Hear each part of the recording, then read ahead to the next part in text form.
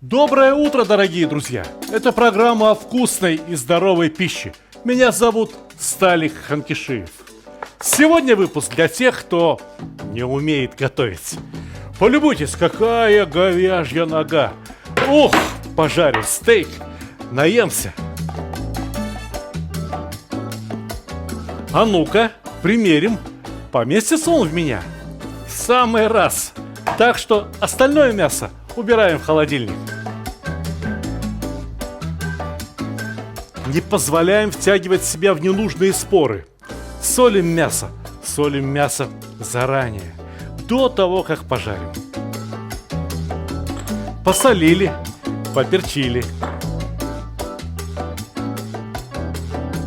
Для того, чтобы на обжаренном мясе появилась хорошая румяная корочка, немного присыплю мукой. Панировка так называемая.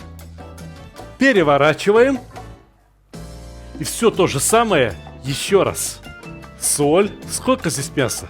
Килограмма 2-3. Поэтому соли понадобится минимум 2 столовые ложки. Перец. Еще пол-столовой ложки черного перца.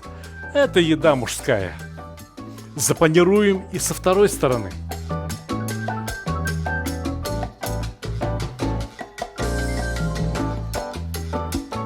Эх, вот мне бы печку на дровах русскую. Или гриль на живом огне, на настоящем полыхающем угле. Уж я б тогда нажарил, уж я б тогда запек. Но сегодня мы готовим в условиях стандартной кухни. Все, что у нас есть, это газовая плита да духовка. На чем же пожарить такой знатный ломоть мяса? Я вам посоветую. Сковородка-противень кухмара. Толстенный литой алюминий. Гранитное покрытие. Ничего не пристает, можно запекать в духовке, а можно жарить прямо на газовой плите. Зажигаем огонь. Включаем вытяжку. Предупреждаю, будет немного гудеть. Наливаю масло. Покрыло донышко, и ладно. Ждем, пока не задымится. Нагрелось нормально. Пошли жарить мясо.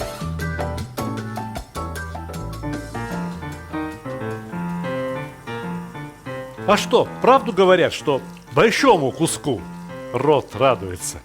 А правду говорят, что мякоть с ножки очень хороша в стейках?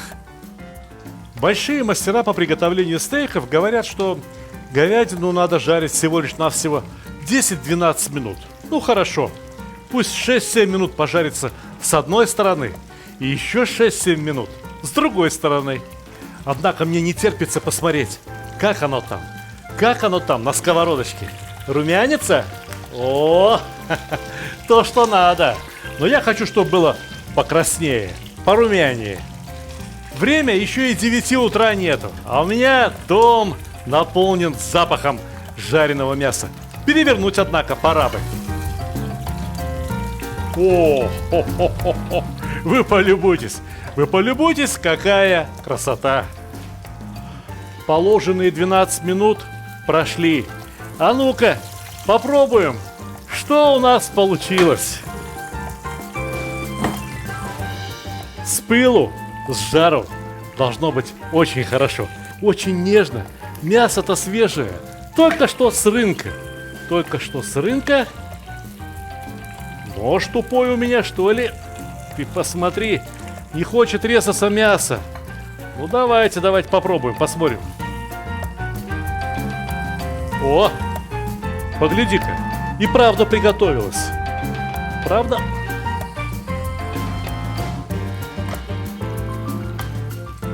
Правда, жевать его надо. Как доктора учили. 32 раза каждый кусочек.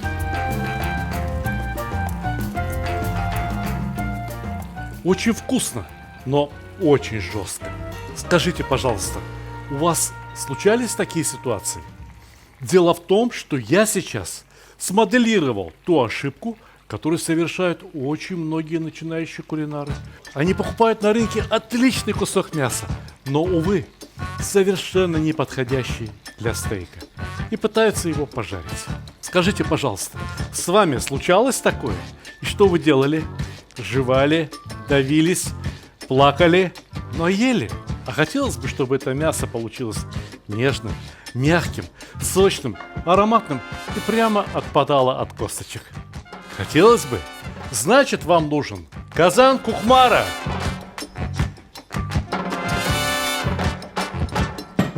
Чугунный, просторный, сделан на совесть. И еще кое-что. По мелочи. Да здесь у меня продуктов-то всего ничего. 4-5 головок молодого лука. Я не буду резать его слишком мелко. Разрежу каждую головку на 4 части и на донышко казана. Чего с этим луком чирикаться? В казане все будет готовиться часа 3-4, можно и 5. Все уварится, незаметно будет. Где там лук, а где морковка? Морковку тоже не буду резать очень мелко. Нарежем вот такими кольцами, да и все. Лук да морковка — это как бы фундамент, подложка под мясо. А теперь само мясо. Поверх лука, поверх моркови. Вот оно, как раз уместилось в казане. Полюбуйтесь, разве это не красиво? А теперь помидоры. Помидоры тоже порежем крупно, по-мужски.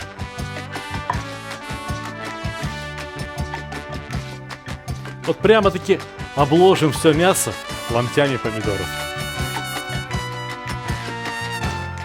А вот перцы болгарские ждет совсем иная судьба. Их мы порежем помельче. Пусть они побольше аромата и побольше цвета отдадут.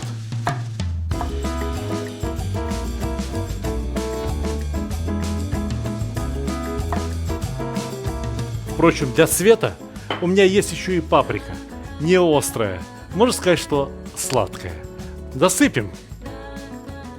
Паприка, болгарский перец, кто как ни называет его, бывает красный, бывает желтый, бывает зеленый. У красного и зеленого разные ароматы. А что вы хотите? Возьмите яблоко красное, возьмите яблоко зеленое. Они же разные по вкусу, разные по аромату. Так и с перцем.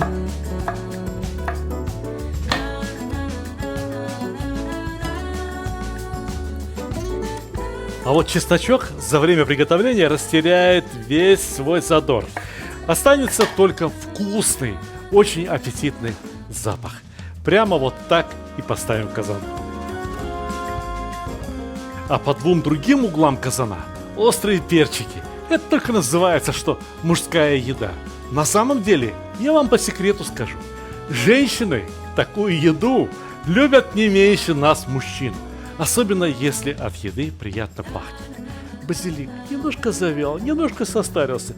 Ну, чуть-чуть на меня похож. Но все еще...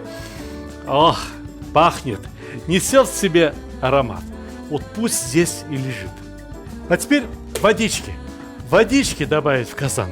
Добавить в казан воды так, чтобы покрыло. Что это будет? Суп? Рагу? Ну а подождите часа 3-4 и увидите, что это будет.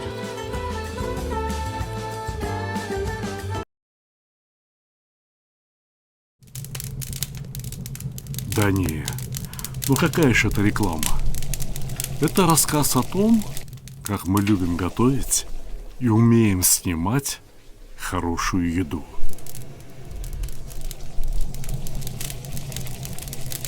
Ну или толстый намек на то, как могла бы выглядеть ваша реклама, если бы вы разместили ее у нас. Да это была бы просто огонь, а не реклама. Ну а пока наслаждайтесь и приятного вам аппетита.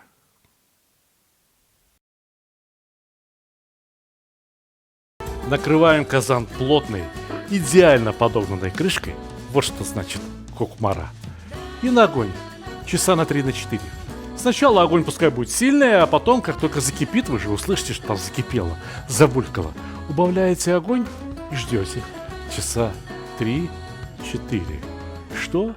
Вы не готовы подождать 3-4 часа? Всего лишь навсего 3-4 часа для того, чтобы получить идеальный обед. Ну и что сейчас время завтрака? Потерпите, как раз к обеду аппетит разыграется. Что? И терпения у вас нет? А скажите, пожалуйста, если у вас нет терпения, у вас есть скороварка? А? Торопышки? Скороварка как раз и создана для подобных случаев. Очень выручает. Так что перекладываем все из казана в скороварку. Ну вот так. Все довольно-таки плотненько. Загружать скороварку существенно больше, чем наполовину, не стоит. Пусть сверху обязательно остается свободное пространство. Но разве что каких-то специй экзотических добавить. Можно добавить, можно не добавлять. Можно обойтись одним только лавровым листом. Можно добавить еще и черный перец горошком. А можно добавить еще и звездчатый анис. Бадьян, как говорится. Не будем рисковать. Добавлю пока только одну штучку. Да несколько бутончиков гвоздики. И это будет хорошо. Итак, еще раз резюмируем. Скороварка вовсе не обязательно. Просто в казане готовится часа 3-4 и получается очень хорошо.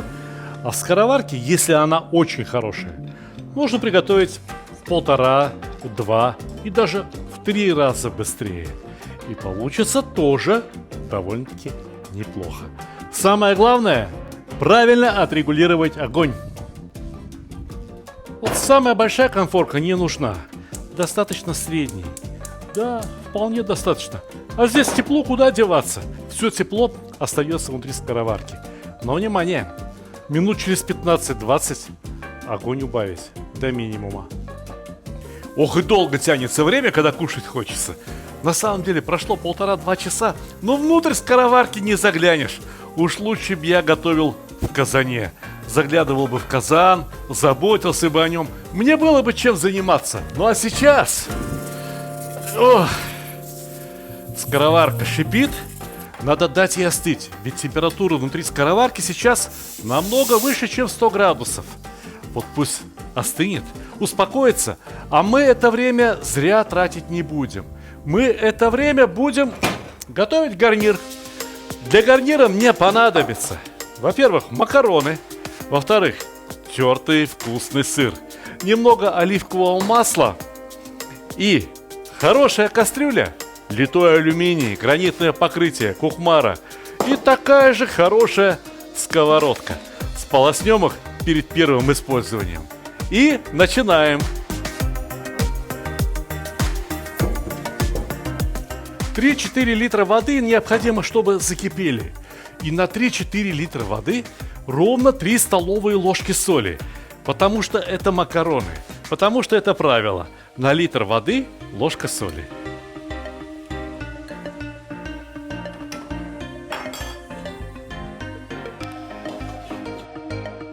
Закипает вода. Все, пошли опускать макароны.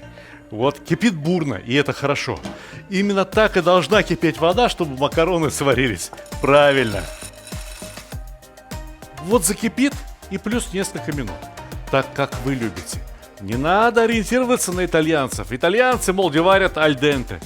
Итальянцы спрашивают у нас, как рис готовить. Как правильно плов готовить.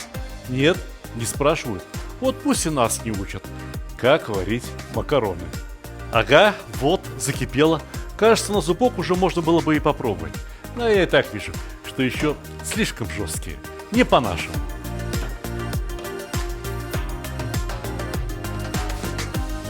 Ну вот и все. Макароны вполне себе по-человечески приготовлены. Осталось только воду слить.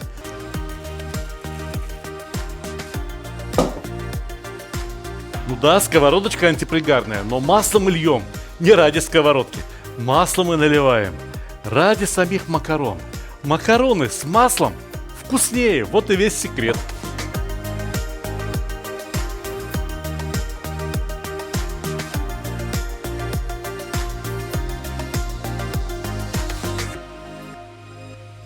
Ну а дальше все как в песне. Присыплю тертым сыром. Но добавлю-ка я еще немного зелени. А почему нет? Будет симпатичнее. И пошли на огонь. Пусть только сыр растает, Да макароны в масле искупаются, чтобы сыр по ним равномерно распределился и расплавился. Однако, я думаю, что скороварка остыла. Да, практически остыла. Можно открывать. Теперь это вполне безопасно. Не вздумайте открывать скороварку, когда она только что с огня. Вот теперь можно и открыть. Ух! Отличная картина.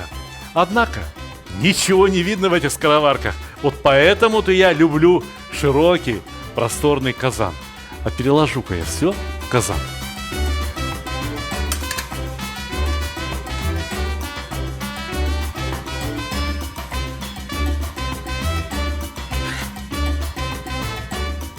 Вот оно, мясо.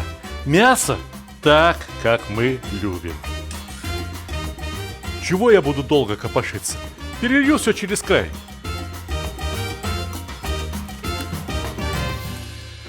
Ого! А вы видите? Вы понимаете, что бульона у нас теперь получилось гораздо больше, чем мы заливали воды. Откуда он взялся? Да все эти продукты, и овощи, и мясо, все это пустило сок, и вот он этот сок. Вот он этот волшебный бульон у нас в казане. Однако осталось попробовать на предмет соли. Соли хорошо.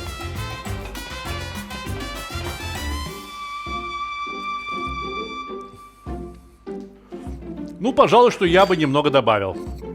Я бы добавил еще с пол-ложки соли. И вот тогда будет совсем хорошо.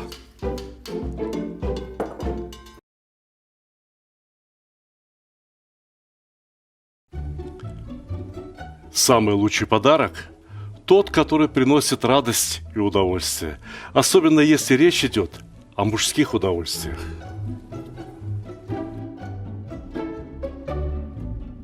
Самый лучший подарок – тот, который приносит пользу. Например, кому не хотелось бы наконец-то разобраться в приготовлении мяса? Самый лучший подарок – это то, что принесет хорошее настроение в погожий, солнечный день.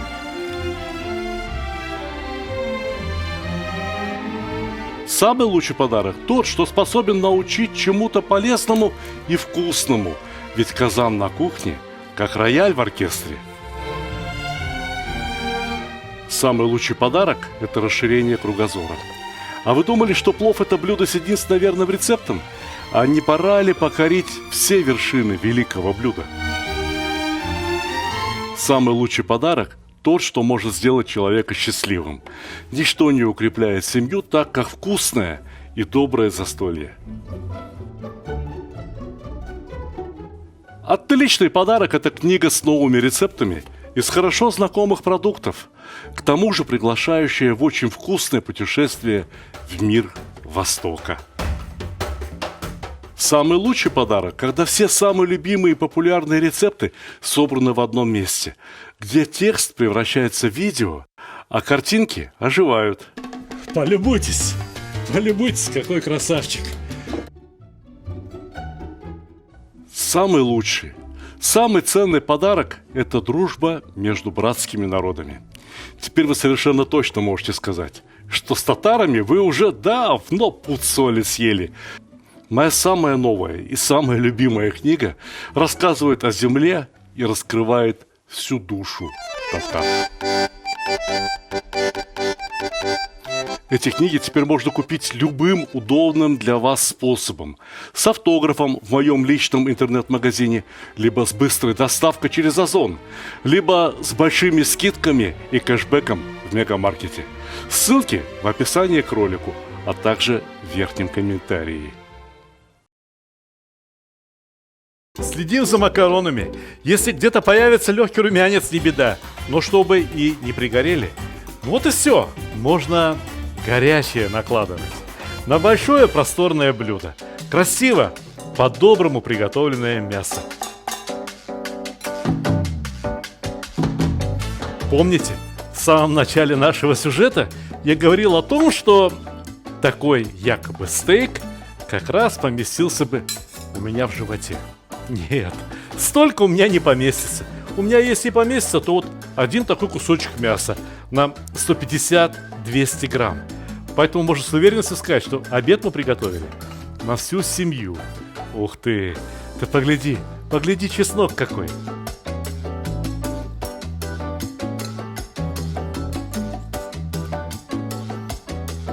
А вы помните? Помните, я вам обещал, что мясо будет отпадать от косточек? Вот оно и отпадает. Ровно как в холодце. Да, кусок мяса мы взяли такой, что подойдет и на русский холодец, и на итальянский ассабука, и на заливное. Но только не для стейка.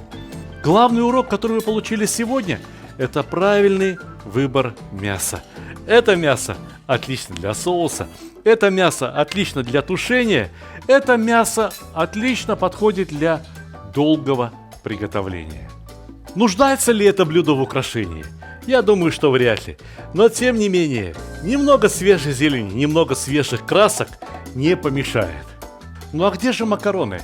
Только вот с выкладкой макарон есть один секрет. Не берите сковородку за ручку вот так. Берите наоборот, вот так. Сейчас вы поймете почему. Сейчас вы все узнаете. Берете тарелку, большое блюдо. И все. И почти что все макароны у нас на тарелке. Ну подумаешь, 1-2 штучки убежали. Приятного аппетита!